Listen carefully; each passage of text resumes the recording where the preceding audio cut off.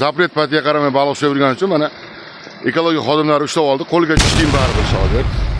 Do'stlar, bugun zapretligiga qaramasdan biz Tuyabog'i suv omboriga baliqqa keldik, lekin baliq ushlash uchun emas, baliq tashlash uchun do'stlar.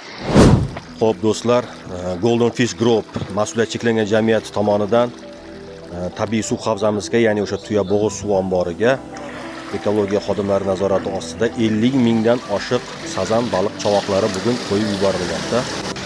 Duoda bo'lib turasizlar, Xudo xolasa bu baliqlar katta bo'lsa, haqiqiy asl baliqchilar albatta shu baliqlarni ushlash ularga nasib qilsin. Mana ko'rib turibsizlar, to'g'ridan to'g'ri suvga qo'yib yuborilyapti. Mana qadrlarni 50 mingdan oshiq baliq o'z yonidan hammasini mana shu suv havzasiga shundoq tashlashyapti. Hammasi sazan.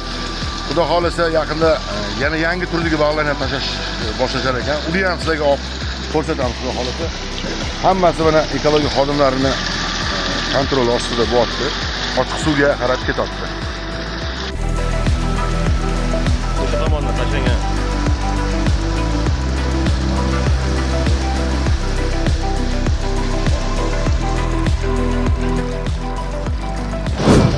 Bu baliq tashlashimiz oxirgisi emas, birinchisi ham emas, hali kelajakda ko'p bo'ladi.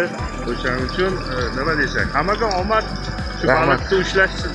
Mana ko'rdinglar, insonlar shu yerga yonidan mablag' sarflab shu tashlashga sababchi bo'lishadi. Imkon darajasida qo'ldan kelgancha duo qilib qo'ysa shu insonlarni. Boshqa hech narsa kerak emas ekan. Faqat duo qilsa bo'ldi.